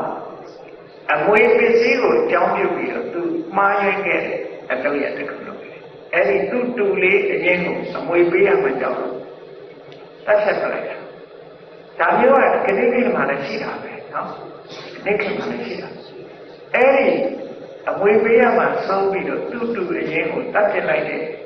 အကုသိုလ်ကျူးလွန်မှုကြောင့်ငရဲကိုငရဲခံရပြီးတဲ့နောက်မှာလူဘဝရောက်တဲ့အခါမှာဘယ်တော့မှသာသမီမထွန်းကားဘူးဒီပြစ်မှုခံရဒီပြစ်ဒဏ်ကိုခံရပြီးသာသမီမရတဲ့ပြစ်ဒဏ်ရအဲ့တော့အဲ့ဒီတထေးကြီးဟာနောက်ဆုံးကြတော့ခုနဘဝတည်းတထေးဖြစ်ပြီးအခုနောက်ဆုံးခုနဘဝမြောက်မှာတည်ဆုံးသွားတဲ့အခါလုပ်ခဲ့တဲ့ကုသိုလ်ရဲ့အရှိန်အဟုန်ကလည်းကုန်သွားပြီနောက်ထပ်လည်းသူကကုသိုလ်မလုပ်ကုသိုလ်ဆိုတာပဲဖြစ် အကုသိုလ်ပဲဖြစ်ဖြစ်ကံတရားဆိုတာအရှိန်ကုန်တတ်တယ်ပေါ့အဲ့ဒီကုန်သွားတဲ့အရှိန်ကြောင့်ဒီတတိယကုသိုလ်ကံတွေကကုန်သွားပြီခေါဏဘဝအကျိုးပေးလို့ကုသိုလ်ကံတွေကဆက်ပြီးတော့အကျိုးပေးကြအကြောင်းရှိတော့ဘူးကုသိုလ်ကောင်းမှုလည်းဆက်ပြီးတော့မလုပ်ဘူးဒါကြောင့်မို့လို့ဒီနောက်ခေါဏဘဝမြောက်မှာတည်သွားတဲ့အခါကျတော့ရောဓဝငရေကြပါစားတယ်ကဲလူဖြစ်ရပြီးတော့နော်လူဖြစ်ရပြီးတော့အသုံးမလုပ်ခဲနဲ့အဆုံးနေနဲ့ပဲစခန်းသိမ်းသွားရတယ်လို့မြတ်စွာဘုရားကဒီလိုဟောတာနော်ဒီဒါကြောင့်မလို့မြတ်စွာဘုရားရဲ့အဆုံးအမဟောတာကိုရရှိကြတဲ့ပုဂ္ဂိုလ်ဒါနကောင်းမှုဆိုတာလုပ်ပါတယ်လူဘဝရလာတဲ့အခါမှာဒါနကောင်းမှုဆိုတာကိုတတ်တဲ့စွမ်းအားကြောင့်လုပ်ရတယ်ဒါနကောင်းမှုလုပ်တဲ့အခါမှာဒီလုပ်ပုံလုပ်နည်းအရေးကြီးတယ်ပေါ့စိတ်တွေသဘောထားမှာဒီနေရာမှာပဲဖြစ်ဖြစ်အရေးကြီးတယ်ကိုလုံးတဲ့ဒါနကောင်းမှုတွေနော်ကြောက်လို့လူတာမဖြစ်စေရဘူးချစ်ခင်လို့လူတာမဖြစ်စေရဘူးမသိလို့လူတာဖြစ်မျိုးမဖြစ်စေရဘူးမွန်မြတ်တဲ့စိတ်တွေစိတ်ထားနဲ့လူတာပဲဖြစ်ရမယ်လူတွေတန်းတယ်လို့ဆိုတာဒါနကောင်းမှုဆိုတာသူတော်ကောင်းတွေလုပ်တဲ့အလုပ်မျိုးဖြစ်တယ်ငါတို့ဒါနကောင်းမှုလုပ်တဲ့လုပ်ထိုင်လို့လုပ်တယ်လို့ဒီလိုတွေ့ရဒါပေမဲ့ကလည်းပဲအလှူတော်ပုဂ္ဂိုလ်တွေပေါ်မှာအကျိုးလူလာတဲ့စိတ်နဲ့သူတို့အကျိုးမျှော်ကိုးပြီးတော့လုပ်တဲ့အားမျိုးပဲဖြစ်ရမယ်အဲလိုမဟုတ်ဘဲနဲ့ဒီဒါနရဲ့အကျိုးနောက်ဘဝကျတော့ငါတို့ခံစားမယ်လို့ဆိုတဲ့ရင်းနှီးမြုပ်နှံတဲ့သဘောမျိုးခိတ္တစိတ်တော့မလုပ်အောင်လို့ဆိုလုပ်ရင်ကုသိုလ်မရဘူးလားဆိုရတော့ရတယ်အဲ့ဒီစိတ်ဓာတ်ကြောင့်ကိုလူတဲ့ဒါနအကျိုးဟာလျော့ပါသွားတယ်ဆိုတယ်ဒါကြောင့်မလို့မွန်မြတ်တဲ့စိတ်နဲ့ဒါနကောင်းလုပ်ပြီးတဲ့အခါကျတော့ကိုယ်ဒါနကောင်းမှုပြန်ပြီးစဉ်းကျင်သုံးသပ်ပြီးတော့ငါဟာရထားတဲ့ပစ္စည်းတွေကနေဘယ်တော့ကကုသိုလ်ကောင်းမှုတွေဘယ်လိုလုပ်ခဲ့လဲနော်လူမှုရေးကုသိုလ်တွေပဲဖြစ်ဖြစ်အာရရေးနဲ့ပတ်သက်တဲ့ကုသိုလ်ကောင်းမှုတွေပဲဖြစ်ဖြစ်မေတ္တာစေတနာအရင်ခံတယ်ကရုဏာအရင်ခံတယ်မေတ္တာနဲ့ကရုဏာအရင်ခံပြီးတော့ကုသိုလ်ကောင်းမှုတွေလုပ်ခဲ့တယ်လုပ်တဲ့ကုသိုလ်ကောင်းမှုတွေဝမ်းသာစရာပဲငါအရတော်လိုက်တာကုသိုလ်ကောင်းမှုတွေလုပ်ပြီးလို့စိတ်ထဲမှာမပြတ်ဆင်ញင်စဉ်းစားပြီးဝမ်းသာကြည်နူးမှုရှိအောင်လုပ်ရတယ်အဲဒီလိုလုပ်ခြင်းအားဖြင့်ကိုယ့်ရဲ့ကုသိုလ်ကောင်းမှုကအတိုးတက်တယ်လို့ပြောတယ်နော်ပိုက်ဆံဟာကိုယ့်အိမ်မှာမိခတက်တာနဲ့ထည့်ထားရင်အတိုးမတက်ဘူးအလုပ်ထဲမှာဆွဲထားမယ်လို့ဘာအပ်ထားရင်ထက်တဲ့လောက်အတိုးတက်ကုသိုလ်ကောင်းမှုကလည်းပဲထို့တူပဲတခါလူထားပြီးတော့မေ့ထားလိုက်မယ်ဆိုရင်အဲ့ဒါကုသိုလ်မတိုးအောင်ဘာလုပ်ရတော့မပြတ်တတိယပြီးတော့နေ့စဉ်ညဆင်ခြင်ပြီးတော့ဝတ္တကြည်ညိုမှုဖြစ်အောင်လုပ်ရမယ်ဒါကရသော်တရားကဆုံးလာတဲ့စာကံနုဒ္ဒတိဘာဝနာလို့ပါလို့အဲ့တော့ကိုယ့်ရဲ့စွန့်ကြဲဆုံးလို့မှုစာကားကုန်ဆိုတာမပြတ်တတိယနေတဲ့ဒါဘာဝနာလုပ်ငန်းတစ်ခုဖြစ်တယ်ပေါ့အဲ့ဒီဘာဝနာလုပ်ငန်းနဲ့ဝိပဿနာကိုသွားလို့ရလားသွားလို့ရတယ်ဒါနကောင်းမှုလုပ်တဲ့ပုဂ္ဂိုလ်တွေကိုယ်အိမ်ရောက်တော့တယောက်တည်းနေတဲ့အခါမှာကိုလူခဲ့တန်းခဲ့တာတွေကိုပြန်ပြီးတော့ဆင်ញင်လိုက်တယ်ဆင်ញင်ပြီးတော့ဝမ်းသာတဲ့ကြည်နူးတဲ့ပီတိတွေဖြစ်လာတယ်အဲ့ဒီဖြစ်လာတဲ့ပီတိကိုမှတော့ဝမ်းသာတဲ့စိတ်ကိုမှဒါကဝမ်းသာတဲ့စိတ်ပဲငါမဟုတ်ဘူးငါဟာလည်းမဟုတ်ဘူးနန္တရားသက်သက်ကြမှာဖြစ်တယ်ဒီဒါနကောင်းမှုကိုကြောင်းပြုပြီးတော့ဒီစိတ်ကလေးပေါ်လာတာဒီစိတ်လေးဟာရဲတဲ့အရာမဟုတ်ဘူးပြောင်းလဲသွားတဲ့အရာဖြစ်တယ်လို့ဝိပဿနာဉာဏ်နဲ့ရှုလို့ရှိရင်လည်းတော့ဝိပဿနာဉာဏ်ဖြစ်သွားတယ်ဒါကဒါနကနေပြီးတော့ဝိပဿနာတရားအထုတ်ဖို့ပေါ့ကိုယ့်ကိုကမ္မဋ္ဌာန်းအာယုရှုတဲ့လို့ဒီအာယုတစ်ခုကိုလိုက်ရှာပြရမလို့ကိုလူထားတဲ့ဒါနကောင်းမှုတွေကိုအာယုပြုလို့စိတ်ထဲမှာဝမ်းသာကြည်နူးမှုတွေဖြစ်လာလို့ရှိရင်အဲ့ဒီဝမ်းသာကြည်နူးမှုဆိုတဲ့တဘာဝတရားဟာဒါဟာနန္တရားတက်တဲ့ပဲဖြစ်တယ်အဲ့ဒီနန္တရားဟာနှလုံးသားလို့ဆိုတဲ့ဟရိယဝတ္ထုယုတ်ကိုပြီးပြီးတော့ဖြစ်တယ်ရုပ်နဲ့နာပေါင်းစပ်ပြီးတော့အခုလိုဖြစ်နေတာကနာလို့တဘာဝလက္ခဏာကိုရှုမြင်ဆင်ញင်နိုင်လာတယ်အဲ့လိုရှုမြ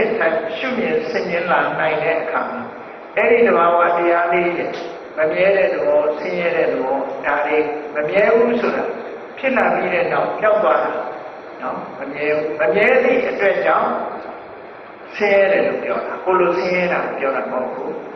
ဖြစ်မှုပြမှုတွေကအနှောက်အယှက်ပေးနေလို့ဆန္ဒတာမဟုတ်ဘူးဆင်းရဲတာဖြစ်ပြီးတော့ပြည့်နေတဲ့ဆိုတဲ့ကစိတ်သက်စရာကြီးပေါ့ကျေနပ်စရာမှမဟုတ်တာကိုကမြဲတယ်လည်းမမြဲဘူးဖြစ်မှုပြမှုတွေကနှောက်ယှက်နေတဲ့အတွက်ကြောင့်ဒုက္ခအဲ့ဒါလိုဖြစ်မှုပြမှုတွေနှောက်ယှက်နေတာကိုဘာမှမတတ်နိုင်တာအတ္တလို့ဟောဌာနကောင်းမှုကိုကြောင်းပြုပြီးတော့ဖြစ်ပေါ်လာတဲ့စေတနာလေးကိုပြန်ပြီးတော့ဝိပဿနာရှုတာအဲ့ဒါလိုဝိပဿနာရှုလိုက်လို့ရှိရင်ဝိပဿနာဆိုတာအခြေခံကတော့ဒါနစေတနာလို့ဆိုတာနတ်တရားအဲ့ဒီဒါနစေတနာရဲ့မိယာကယုတ်တရားအဲ့ဒီယုတ်တဲ့နာနဲ့ဒီတစ်ခုကွဲပြားခြားနားတော့သိလာပြီဆိုတဲ့အခါဘလောက်အတိုင်းတာထိအောင်သိအောင်ကြိုးစားရမလဲဆိုတဲ့ဒါနစေတနာလည်းဒါနစေတနာတက်တက်ပဲဖြစ်တဲ့ဒါနစေတနာရဲ့မိယာယုတ်တရားကလည်းယုတ်တရားတက်တက်တာဖြစ်တဲ့ဒီနှစ်ခုစလုံးမှာငါလည်းမဟုတ်ဘူးငါဥစ္စာလည်းမဟုတ်ဘူး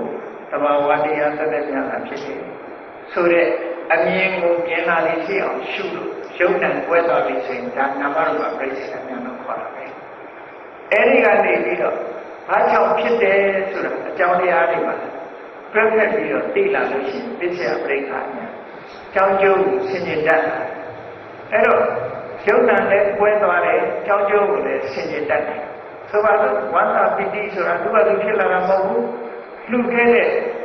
ဒီအကြောင်းအာယုံကိုအာယုံပြုပြီးတော့မှဖြစ်တာအာယုံကအကြောင်းတရားဝန္တာမှုကအကျိုးတရားဟောအကြောင်းနဲ့အကျိုးစဉ်းစားတတ်တာအဲ့လိုစဉ်းစားတတ်တာလို့ရှိရင်နာမရူပပြိစ္ဆေကဉာဏ်လို့နောက်အဲ့ဒီနာမရူပပြိစ္ဆေကဉာဏ်ပြီးတဲ့အခါပြစ္ဆေပရိက္ခာဉာဏ်လို့ခေါ်တယ်အကြောင်းကျိုးကိုဆင်ခြင်တတ်တဲ့အခါအဲ့ဒီဉာဏ်နှစ်ခုရပြီးတဲ့နောက်မှာဘာဖြစ်လာတော့ဆိုမိမိတဏ္ဍာမှာဖြစ်ပေါ်လာတဲ့ဒီစေတနာတရားရဲ့ဖြစ်ပေါ်လာပြီးပြတ်သွားတဲ့သဘောကိုစဉ်းစားပြီးတော့သုံးသပ်လာနိုင်တဲ့သမထဉာဏ်လို့ခေါ်တယ်။နောက်ဆုံးမှာ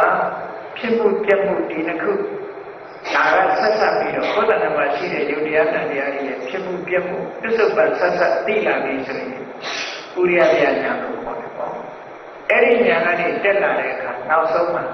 ဖြစ်မှုကိုတောင်အာယုံမပြုတော့ဘဲနဲ့ပြတ်မှုတွေကြီးပဲတန်းပြီးတော့မြင်လာပြီဆိုလို့ရှိရင်ဘင်္ဂဉာဏ်လို့ခေါ်တာပဲအဲ့ဒီဘင်္ဂဉာဏ်ရလာပြီးတဲ့နောက်မှာဆိုလို့ရှိရင်အသိဉာဏ်လေးတွေကတစ်ခုပြီးတစ်ခုပေါ်လာတယ်။အော်တကယ်တည်းပြည့်နေတာဆိုတော့အတ္တနာမှာရှိတဲ့ယုတ်တရားတန်တရားတွေဟာကြောက်เสียကြည့်ပါလားလို့ဒီလိုမြင်လာတာဘယဉာဏ်ပဲ။အော်အန္တရာယ်များလိုက်တာလို့မြင်လာရင်အာရိနဝဉာဏ်။အော်ဒါလေးကိုလွတ်ချင်တယ်နောက်မရချင်တော့ဘူးရှိတာကိုလည်းဒီကနေလွတ်သွားတဲ့နဲ့ဩစိတုကမြာဏညာတို့ရတို့ကြောင့်ပြန်ပြီးစဉ်းစားတဲ့ပဋိသေခာညာနောက်ဆုံးမှာသင်္ခါရတရားတွေရဲ့ဖြစ်မှုပြမှုသဘောတွေပေါ်မှာစိတ်တည်ငြိမ်မှုရလာပြီးဖြစ်ချင်းမုံငြိမ်ကင်းလာပြီးတည်တည်ငြိမ်ငြိမ်နဲ့ရှုနိုင်လာပြီးဆိုရင်သင်္ခါရဘက်ကညာလို့ခေါ်တယ်အဲ့ဒီလိုဒီညာတွေဟာဘာတွေနဲ့ရတာလို့မေးလိုက်လို့ရှိရင်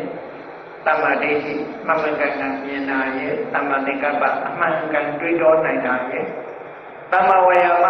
မှန်ကန်စွာကြိုးစားအထောက်မှုနဲ့သမ္မာတတိမှန်ကန်စွာမှတ်ရမှုသမ္မာသမာဓိမှန်ကန်စွာတည်ငြိမ်မှုလို့ဆိုတဲ့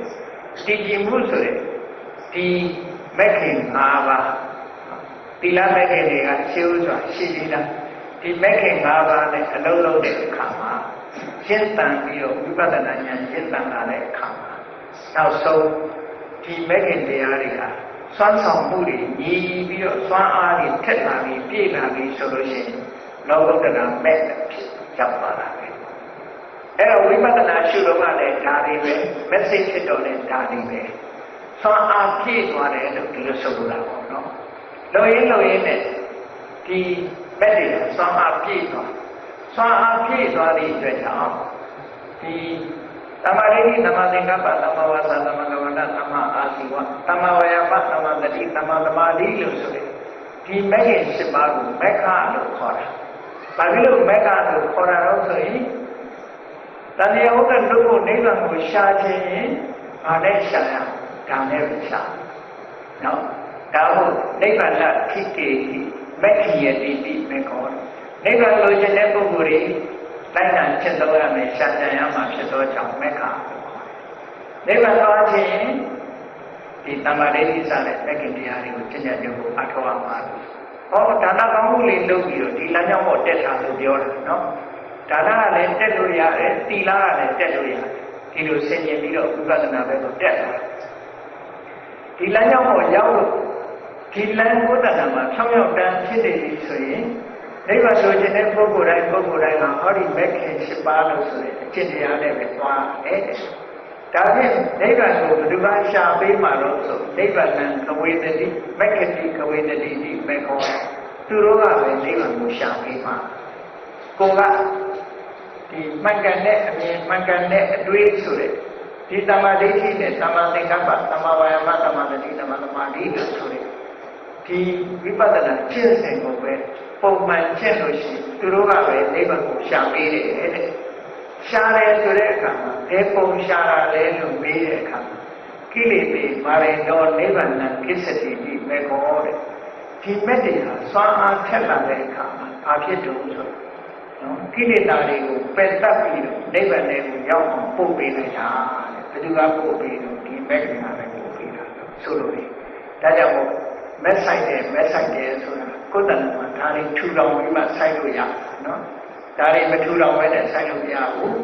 ထူထောင်တဲ့အခါဘယ်ဟာစထူထောင်မလဲဒါနကောင်းမှုလုပ်ပြီးတော့ဒါနကိုစင်ကြယ်သုံးသပ်ခြင်းဖြင့်ထူထောင်လို့ရတယ်သီလဆောက်တည်ပြီးတော့သီလကိုစင်ကြယ်သုံးသပ်ပြီးထူထောင်လို့ရတယ်တခြားအာယုန်တွေတစ်ခုခုကနေပြီးတော့ထူထောင်လို့ရတယ်လို့ဒီဘက်ကဆိုတဲ့လမ်းကြောင်းကိုရှောက်လမ်းပါတာနဲ့တဏှာကလွတ်တိုင်းလေးခုနကမှန်ကန်တဲ့ဒီစီးပွားဥစ္စာတရားရဲ့စီးပွားဥစ္စာရှာပြီးတော့မှန်ကန်တဲ့နည်းနဲ့အသုံးပြုပြီးတော့အသုံးနေရတာကုသိုလ်ကောင်းမှုတွေဖြစ်လာပြီးတဲ့နောက်တဏှာဝကလွတ်ချင်ပါလေဆိုရင်ဟောဒီဘက်ကလမ်းကြောင်းကိုတက်လှမ်းဖို့လိုအပ်ပါတယ်ဒါဟာဘုရားမြတ်စွာဘုရားပြည့်ပြည့်စုံတဲ့အဆုံးအမပဲဖြစ်တယ်ဒါကြောင့်တရားချိတ်တယ်သူတော်စင်ပြိဿတို့နေ့စဉ်နဲ့မိမိတို့ရှာဖွေနေကြတဲ့ပစ္စည်းဥစ္စာနဲ့ပတ်သက်ပြီးတော့အသုံးလားအဆုံးလားဆိုတာဆင်ញင်စဉ်းစားပြီးတော့အဆုံးမဖြစ်စေဘဲနဲ့အသုံးဖြစ်အောင်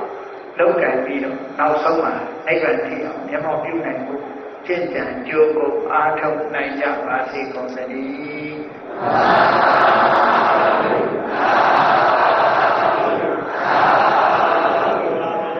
မေတ္တာပို့ရအောင်တတ္တဝါများစွာ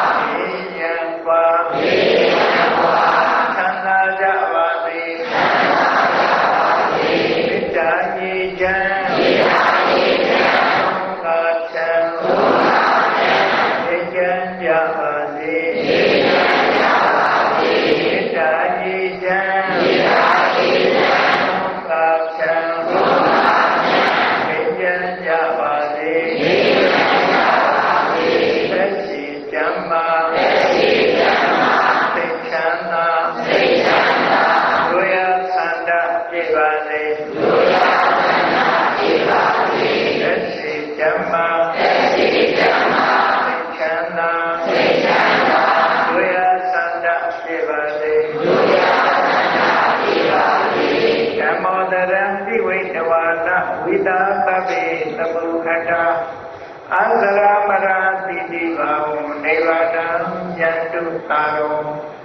ဓမ္မောတရလောဘဒေါသမောစိတ်ကြောင့်ကင်းကြောင့်ကြည်အေးတရားစီကို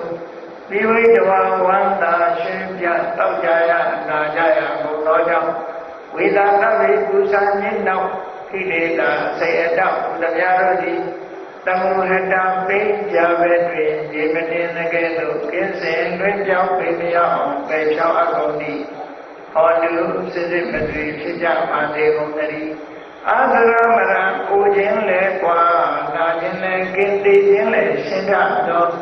ဒီဒီဘောကိလေသာကိုပုကတဲ့ကင်းကြီးရာအစစ်ဖြစ်ပေကြသောနိဗ္ဗာန်မှုကိုအေးကျတော်သောသာဝတရားရှိခင်စ ယတုပါရမီအစစ်စစ်မြင့်တဲ့မြင့်၍မလင်ပုံသေးဆက်ရောက်တော်မူကြပါစေကုန်သတည်း